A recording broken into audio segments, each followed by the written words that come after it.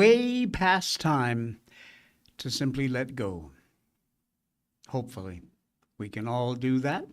A Georgia town has shut down a mayor's personal grudge. This whole story is A, very typical Georgia small town, and B, unbelievable. Wait till you hear it. And finally, among other things, a New Jersey trans inmate lawsuit, which is abso-freaking-lutely insane.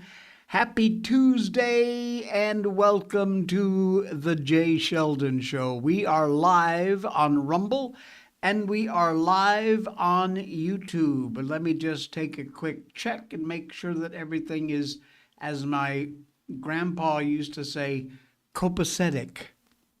I wonder if that actually means anything. I wouldn't even know how to spell it. Copacetic. Copacetic, meaning spelled okay. An American English slang term meaning completely satisfied, fine, in good working order, or all good, used to describe a situation, a mood, or a relationship as being without problems, often in a reassuring manner. So, indeed, apparently, we're all copacetic. I love that. You know, the world is at your fingertips. You just pop it in and it tells you what it is. I love that. I really do. All right. Morning, Marilyn. I saw that your computer is all better. That's a good thing. I'm glad that your computer guy was able to get that thing fixed for you. I, however, have had an absolute nightmare with my Facebook accounts. My main Facebook account is simply Jay Sheldon. It's public. It's out there. I got thousands of friends. It's been there for years when Facebook first started, I think. And then, of course, there is a page underneath that, Jay Sheldon, of the Jay Sheldon Show. That's for this show. And used to be for the last many years, since I've been doing this show, I would put up a thumbnail and a link to our live broadcast. Now it's for both Rumble and YouTube. Somebody's screwing with me. I don't know who. I do have an idea who it might be. But someone is screwing with me, probably reported me. And I think I mentioned this before when they first blocked my whole page at the Jay Sheldon Show. They said that their community senders said that I was trying to fool people, that I lived in a community that I was talking to that I didn't live. My argument was, I have never made any bones about the fact that I do not live in the United States. I live in Malaysia. I've been here for 24 years. We started this show here when it was called I'm Not Wearing Pants. That's another story for another day. But anyway, made no bones about it. Well, they gave me back the page. But here's the deal. I can't post. I can't post to the page. Anything, at least, with links. And now when I go to my Jay Sheldon account, they also will only let me post 2 posts with links per month. Unless I pay to be a Meta blue tick verified whatever knucklehead, these idiot morons. 34 plus bucks, ringgit a month. It's more than I can afford, and for frankly what Facebook offers, it's absolute bullshit. And I'm not paying it.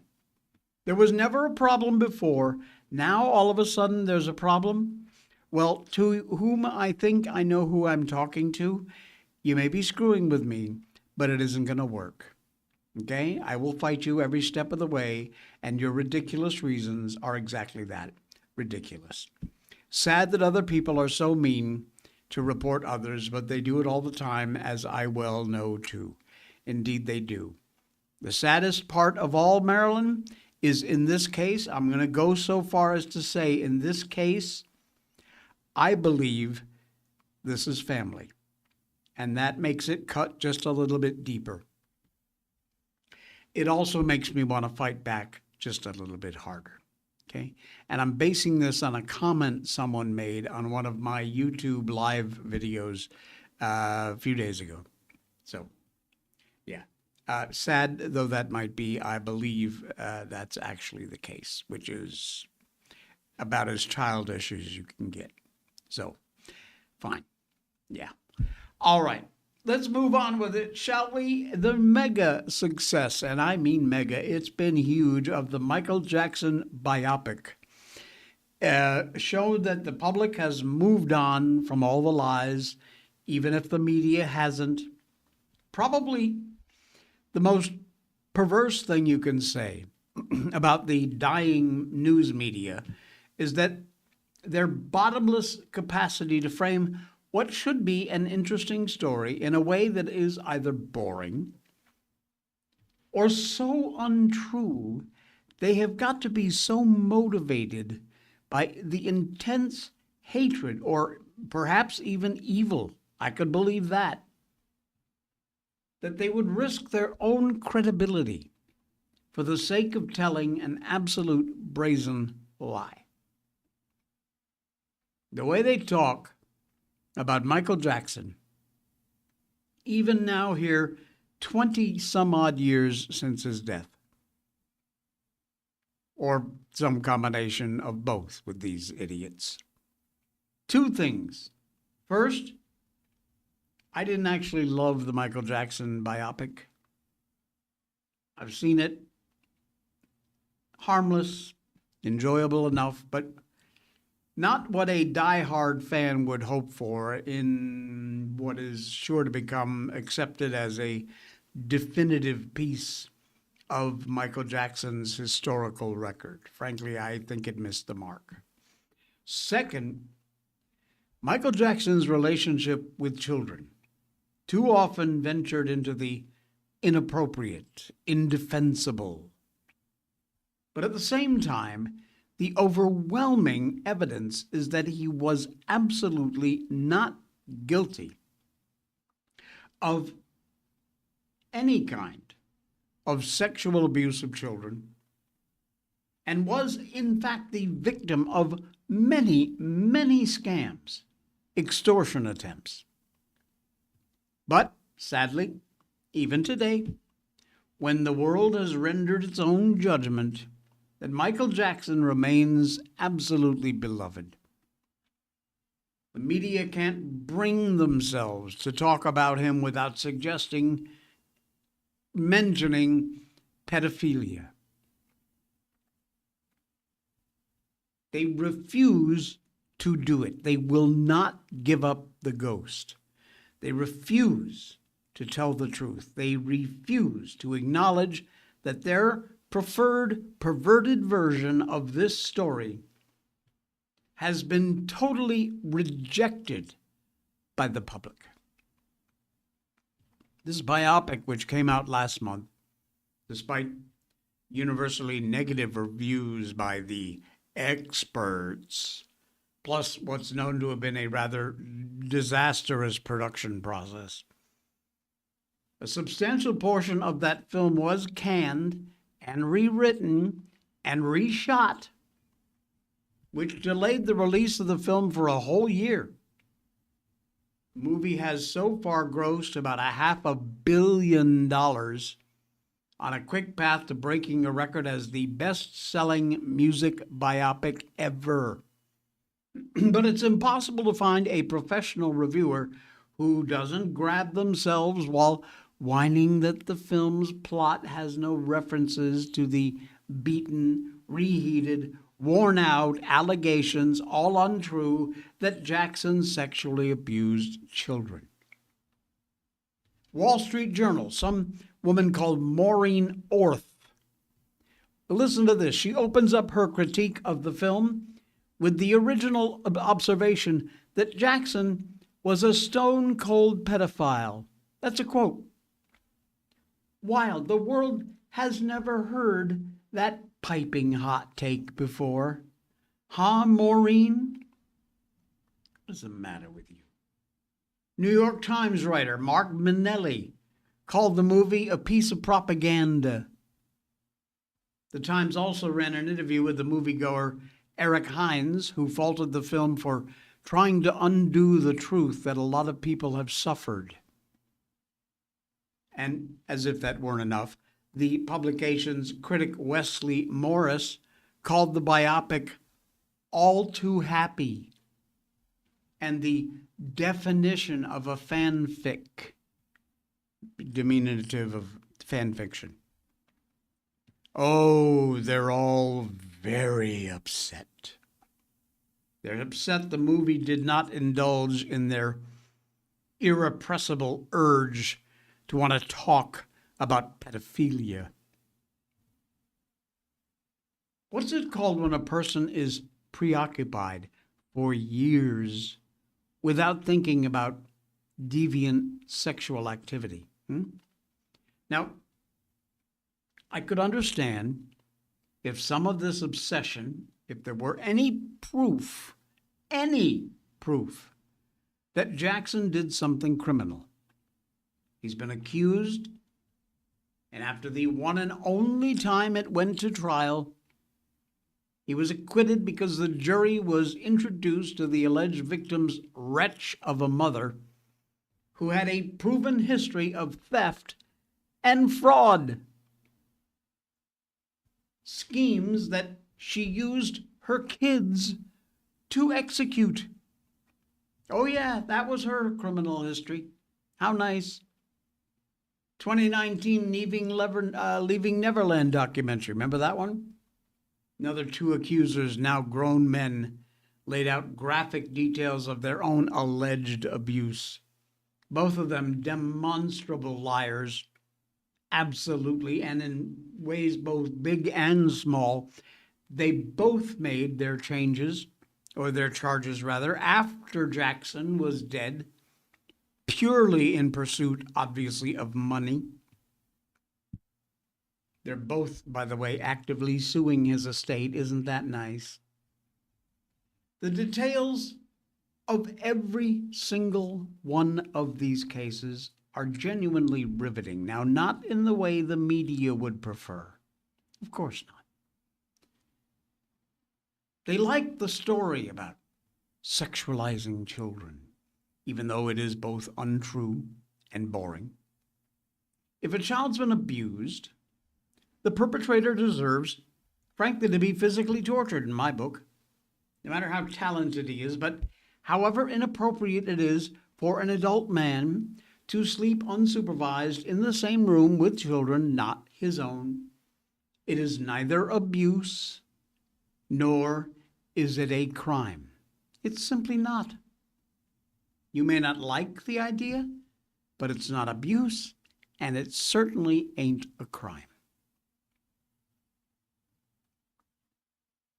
What is interesting, though, is how random people with very seedy backgrounds manage to integrate themselves into the greatest entertainer of all time, hands down.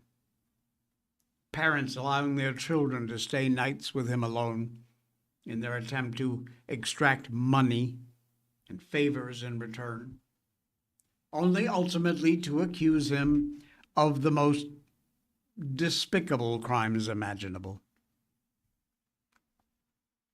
Whatever. It's not the story they want to tell.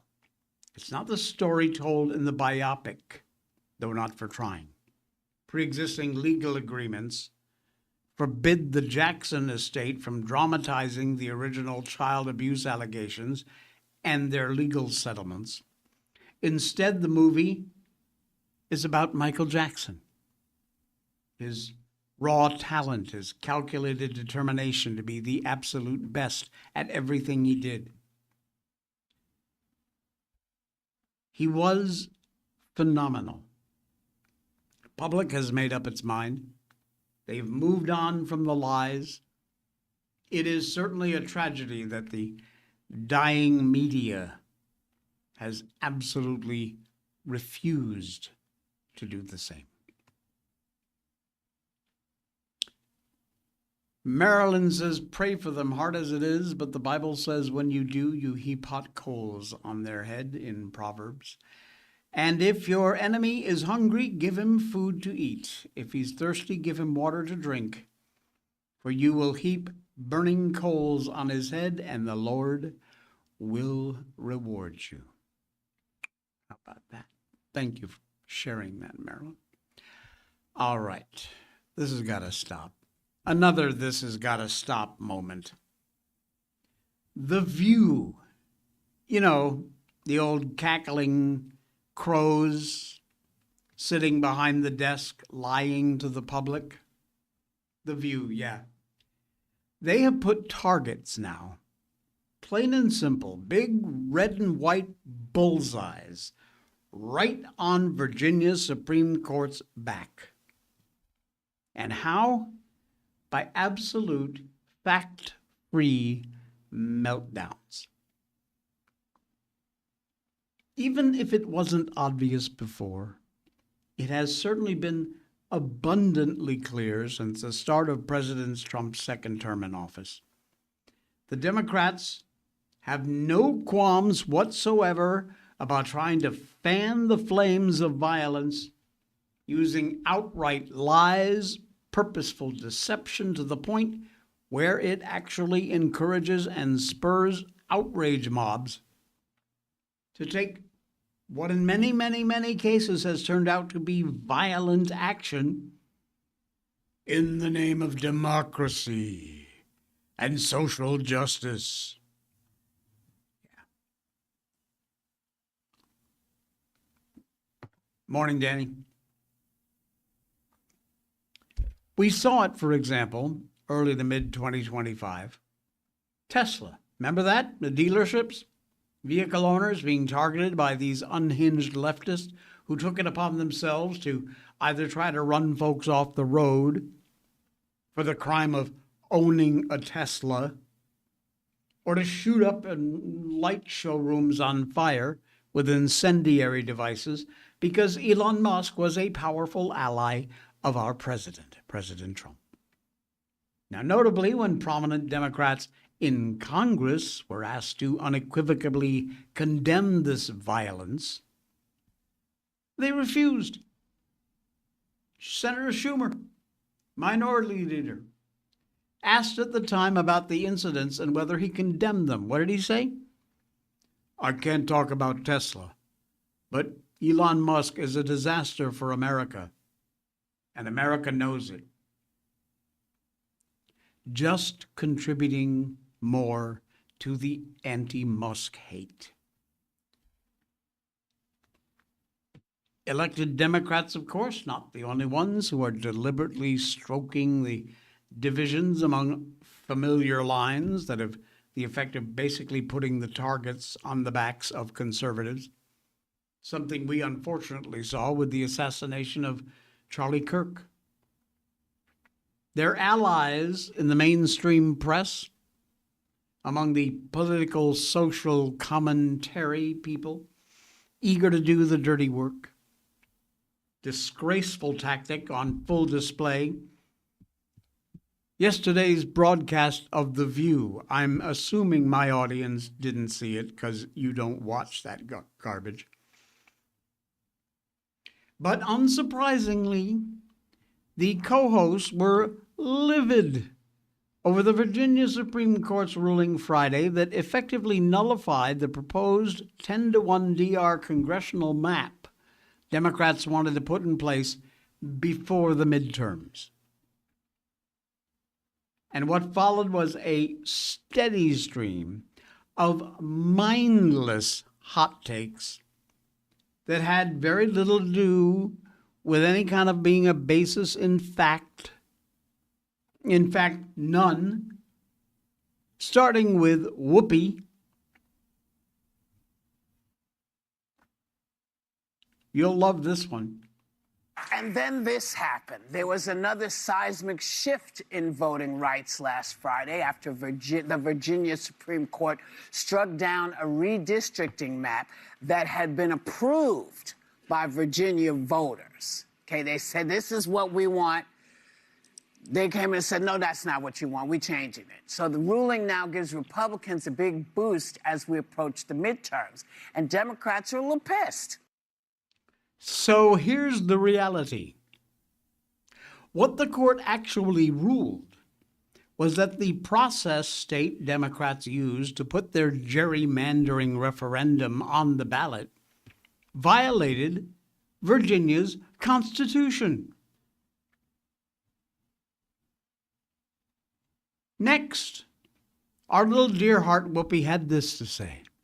I mean, it's kind of crazy when the party says, you know, we care about voters' rights and, you know, people are cheating and we're in there, we're going to make sure they don't. And then they kind of cheat. This feels like a cheat. So how much is this ruling going to impact future elections? It should remind everybody that your state makes the decision about what goes on. And what this is supposed to do is make you think, it's not even worth voting. It is always worth voting. It is always worth voting. So, I'm sorry. Go ahead. Yeah, okay. However, that was not a cheat. The Virginia Supreme Court explained exactly why the ruling came after voters went to the polls to vote on the referendum.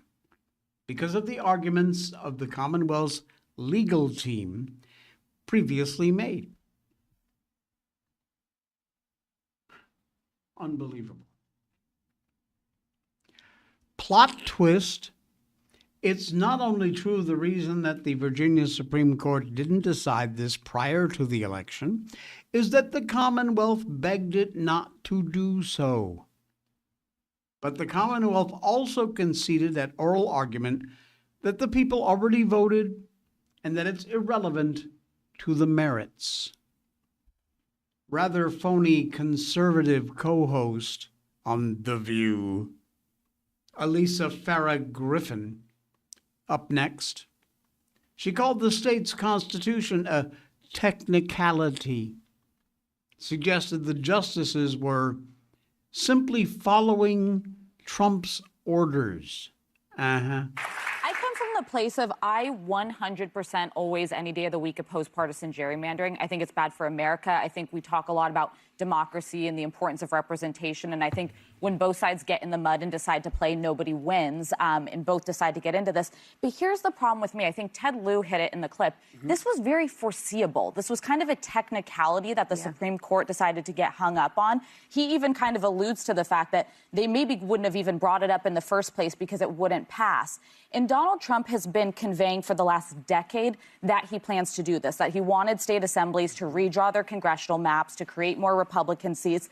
What it becomes is a race to the bottom. And right now, Trump and his team are playing like three-dimensional chess. And it feels like the Dems are just not playing that well. In my opinion, no one should be doing it. I think it's bad. I'm going to reiterate that over and over. It's why you have hyper-polarized partisan districts where you can't vote people out.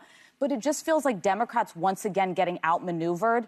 And I think it's why people throw up their hands and feel like their vote doesn't count. Yeah, okay. Reality check. The Virginia Constitution was not a technicality here. The case literally hinged on what the Constitution did or did not say regarding the matter at hand. And these justices were not following Trump's orders, moron, or anyone else's for that matter. The Virginia justices are appointed to the state Supreme Court by the General Assembly.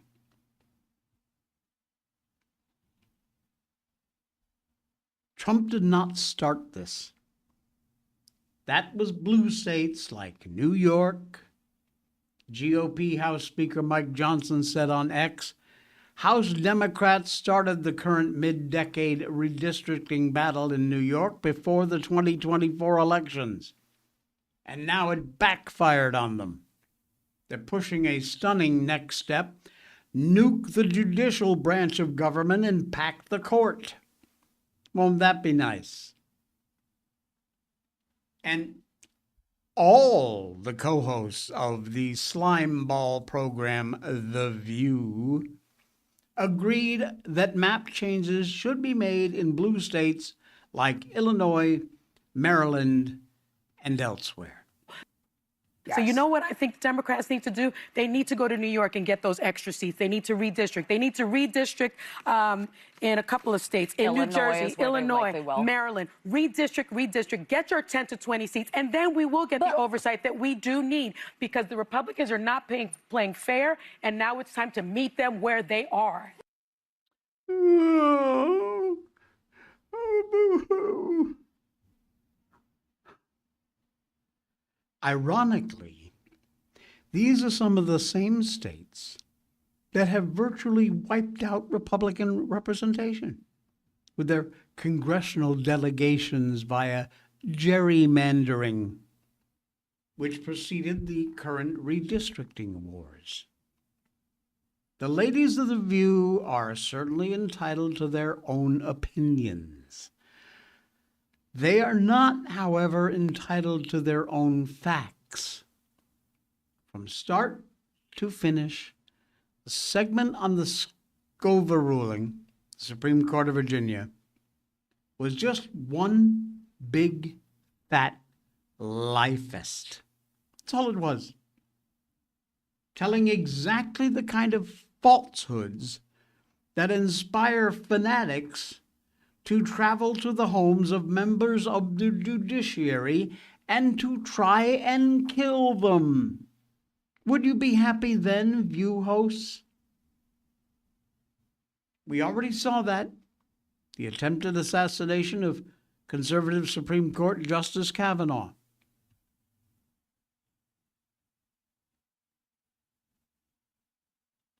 I'd like to say the lies have got to stop before somebody gets killed. Sadly, a prominent conservative voice has already been killed. Thank you to blatant falsehoods told about him. That man, of course, was Charlie Kirk. We've reached a very, very dangerous tipping point in this country, folks. When it comes to the national dialogue, it has got to stop before even more people get killed or hurt or both. They're not going to give it up, though. They're just going to keep on doing it.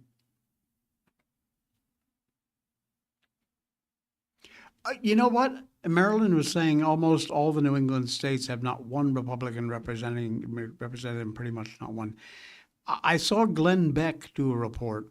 I will never remember the numbers, but in a state like Massachusetts, they have high 30% Republicans registered. And how many Congress people do they have? 0. Connecticut, it was 40-something% Republican registered. Connecticut, none, exactly. Maine, same thing. Even higher, some near 50% Republicans registered, 0 representative. Thank you, gerrymandering. That's exactly what the problem is. Unbelievable. They're not going to stop. Not going to stop till somebody gets hurt or dead. Tennessee woketivist is fanning the race flames. These stories practically write themselves.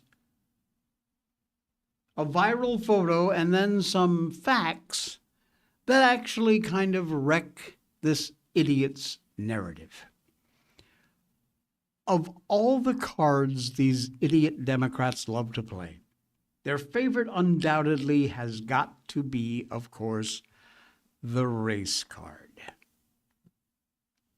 They have been playing the race card with practical impunity for decades, literally decades.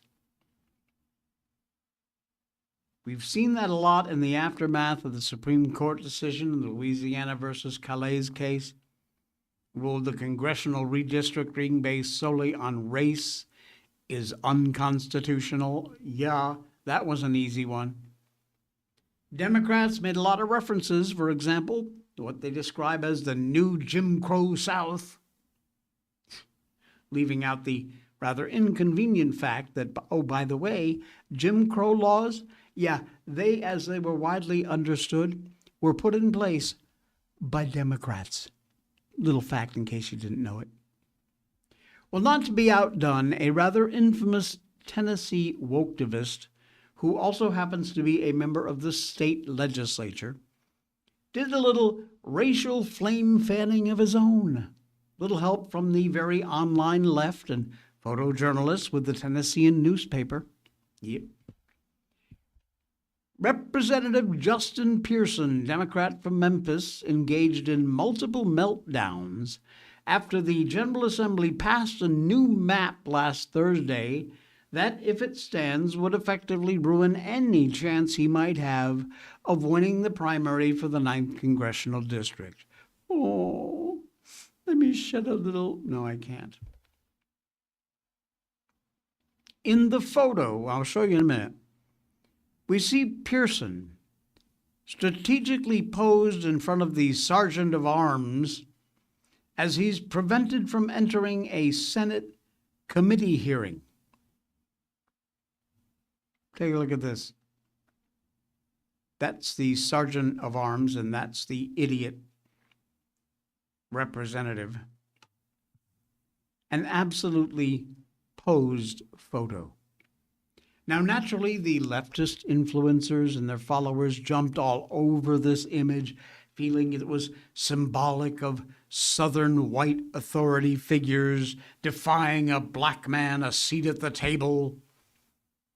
The purported lawyer was one of many who was fooled. Tom Ryan says, if this photo is not in contention for a Pulitzer this year, I don't know what should be. This encapsulates the hatred, the racism, and the bigotry in one clear photo. The Tennessean newspaper lovingly helped set the narrative for these hot takes with how they framed the photo in a news article highlighting photographer Nick Hester's work. Of all of her photos from this past week, they wrote, they share a visceral quality that harkens back to some of the iconic imagery from the civil rights movement.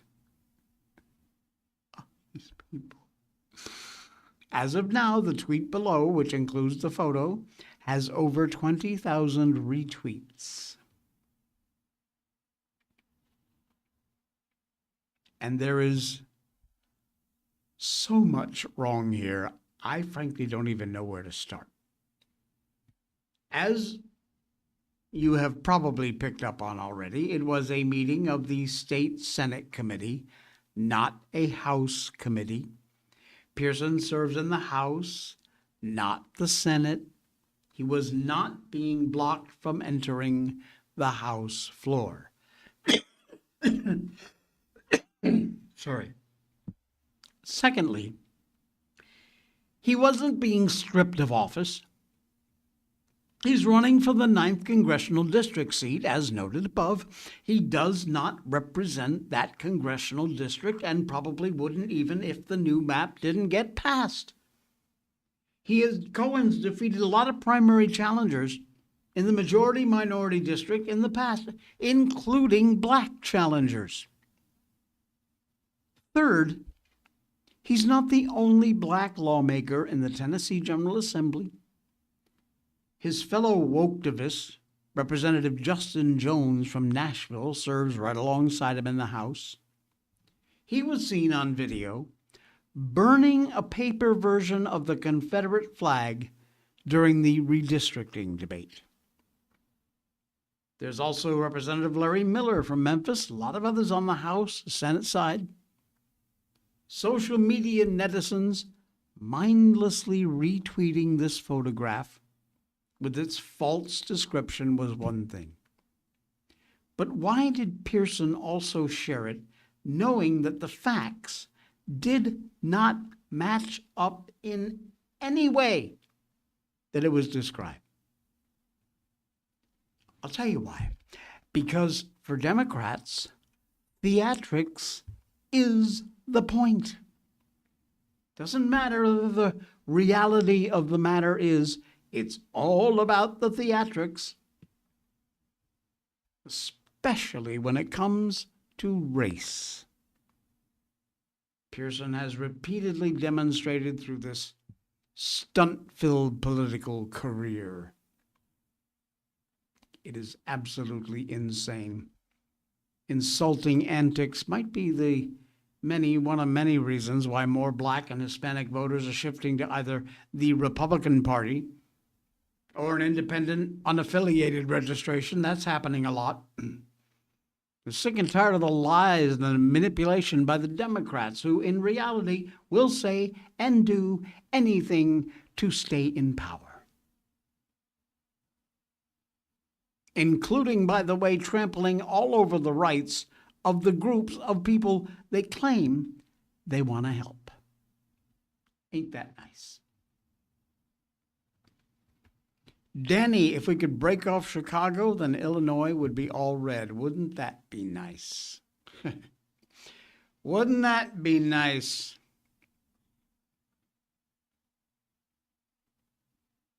All right, you're going to love this one. This Georgia town has shut down a mayor's personal grudge against the police force.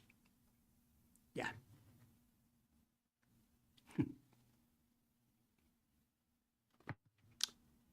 If there is one very important lesson I could pass on to you in my 68 years of living on this planet, it would be this.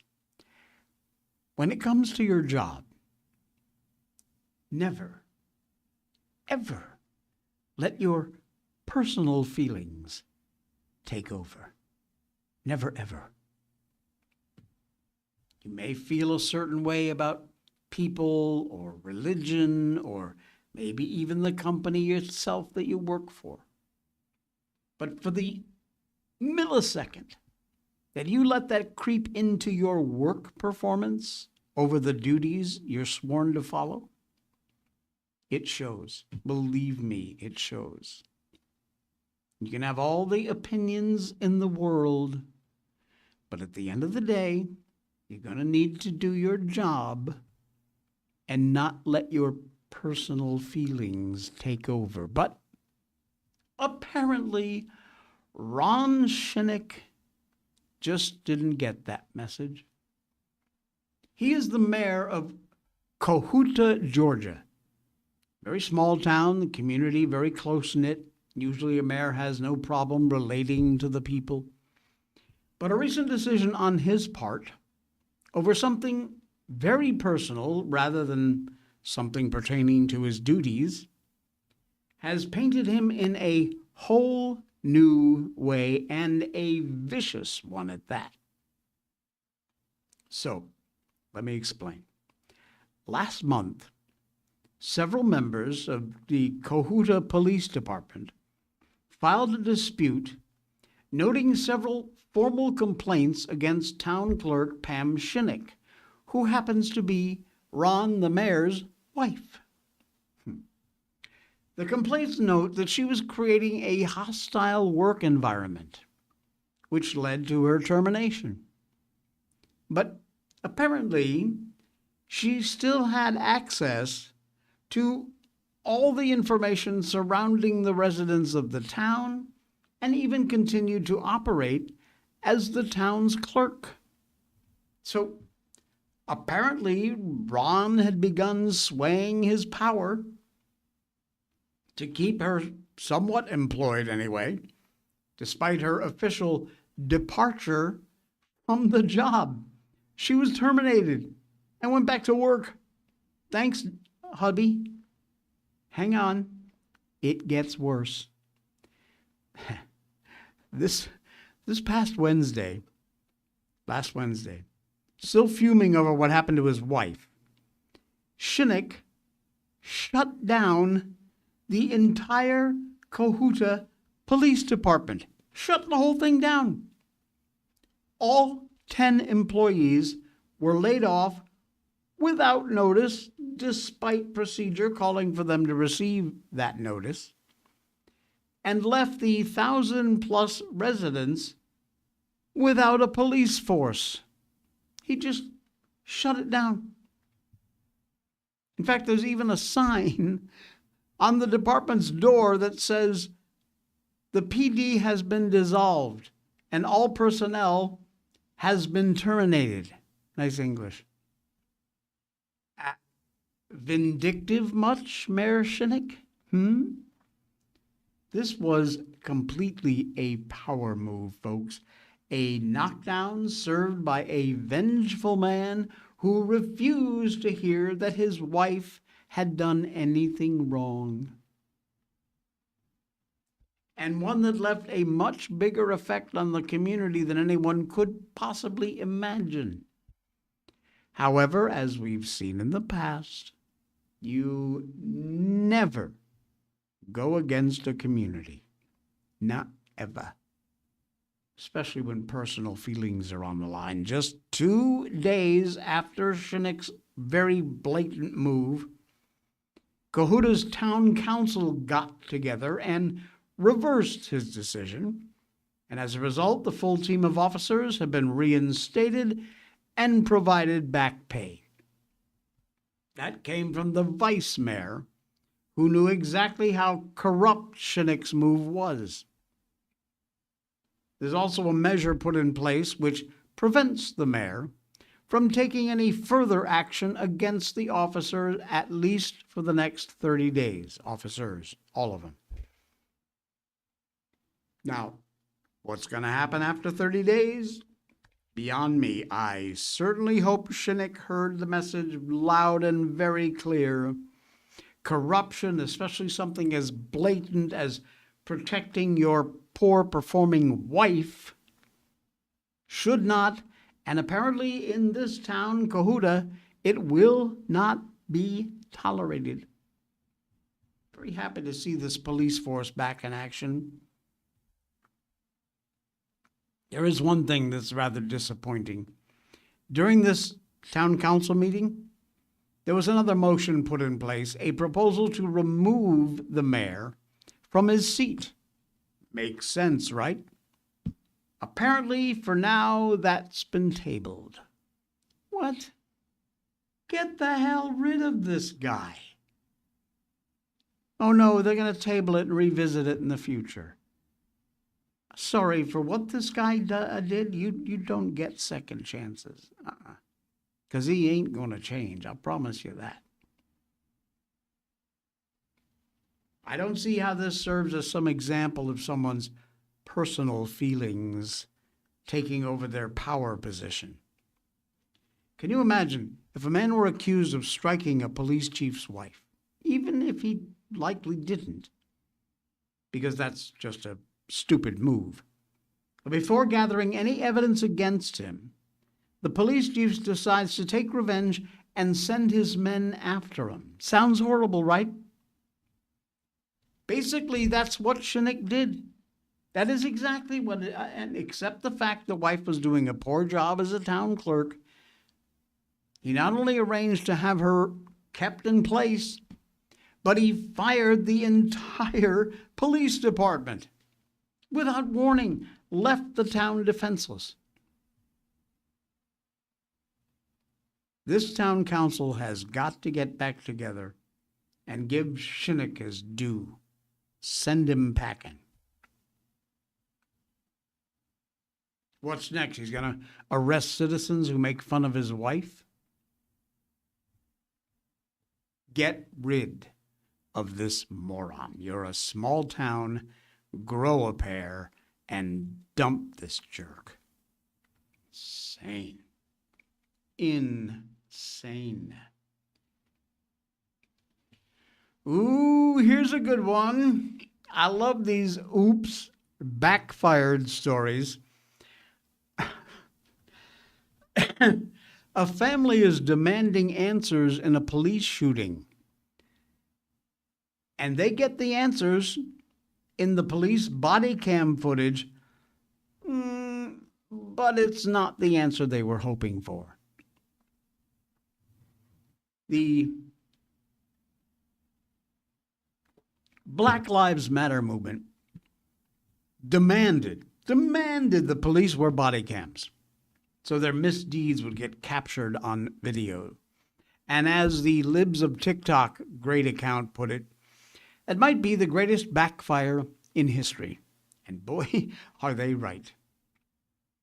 And now some on the left, believe it or not, are arguing to get rid of the body cams. They say they've been a propaganda tool. Politico, way far left, reported in February Democrats fear the body cam could be ICE's new mass surveillance tool. We've done several stories about how community leaders have been caught on body cams rushing the police with weapons branded.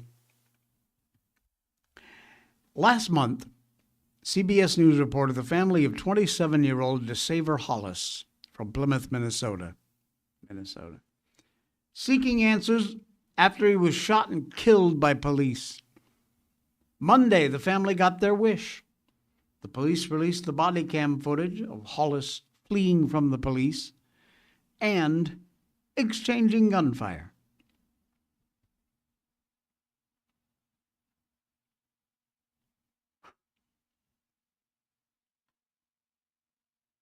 Do we have the actual video? Maybe not.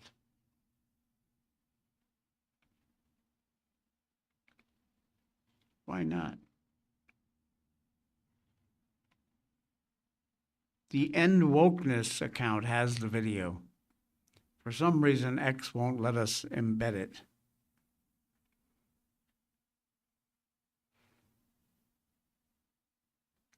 Is it still up on their account? Okay.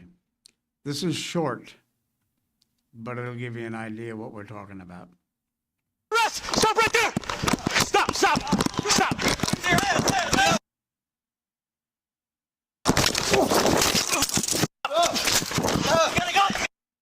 Well, that's pretty obvious. And boom, right there. See it? You're under arrest! Stop right there!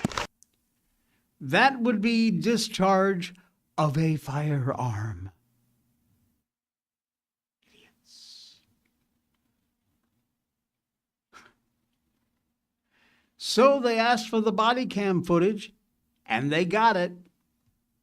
The body cam footage was released. The Hollis family held a news conference where attorneys and the family raised questions about the editing of the video. That's not edited, sorry, folks. If it was necessary for officers to fire 20 shots during the encounter. Yeah, it's necessary to fire as many as they have to end the threat. They say the video was edited, which is a dumbass claim. But they're not going to stop. They think there's money in it, so they're going to keep going. Yep. Sad, huh? Ridiculous. All right. One more before we get out of here. A New Jersey trans inmate. Oh my God, this story, you're going to love it. There's a lawsuit, which is absolutely insane. And I will warn you that this story has some rather troubling details of crimes. Back in 2022, Matthew Voles was sentenced on charges of human trafficking, aggravated sexual assault, conspiracy, and endangering the welfare of a child.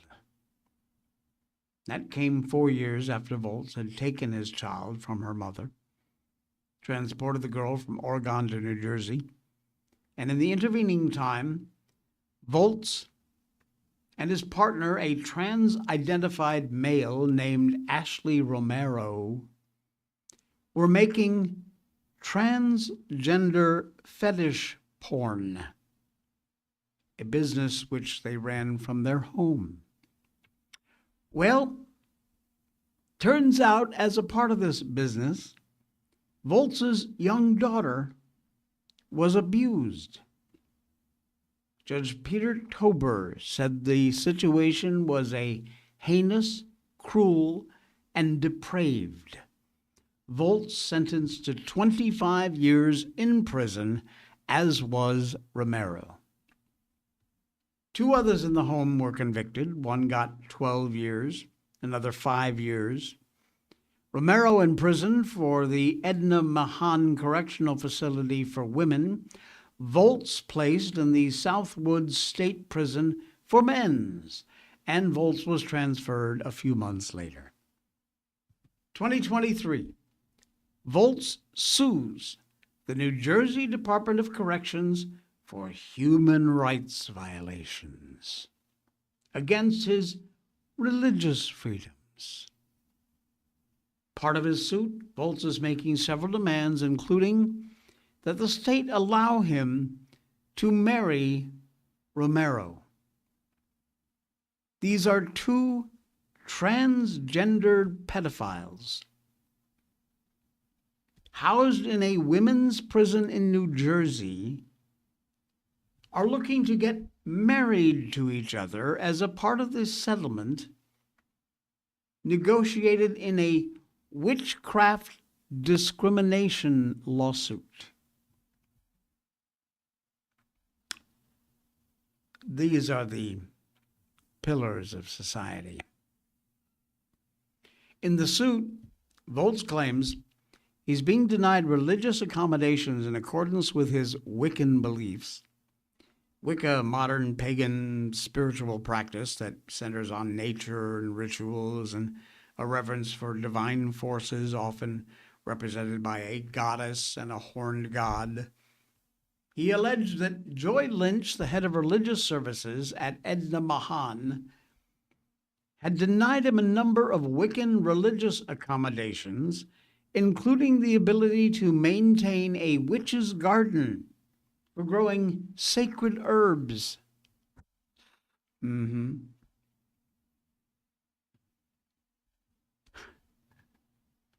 Another striking point from the latest joint update includes a request from Volz to marry his sex offender accomplice, Ashley Romero, while the 2 are incarcerated.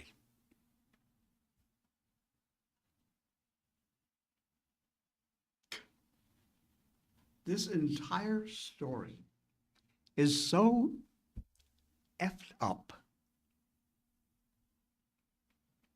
And this 2-tiered justice system we have, which, you know what, at the end of the day, is probably going to let these 2 transgender pedophiles get married. They're both housed in the same prison.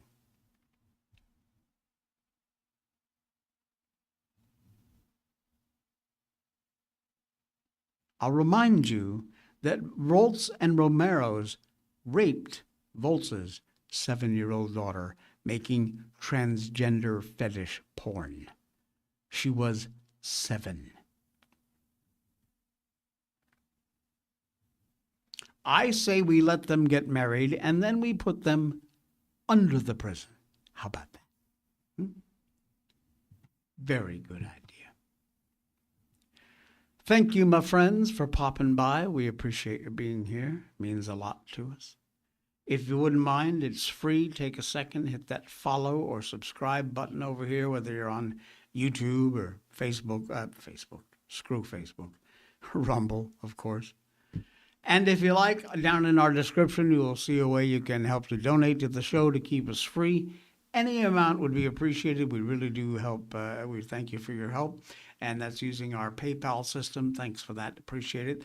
Got all those great deals, too, from Blackout Coffee and Patriot Mobile, NordVPN, and Ground News. You'll find those all down there, too. We will be back again tomorrow for the Wednesday edition, and I will see you then.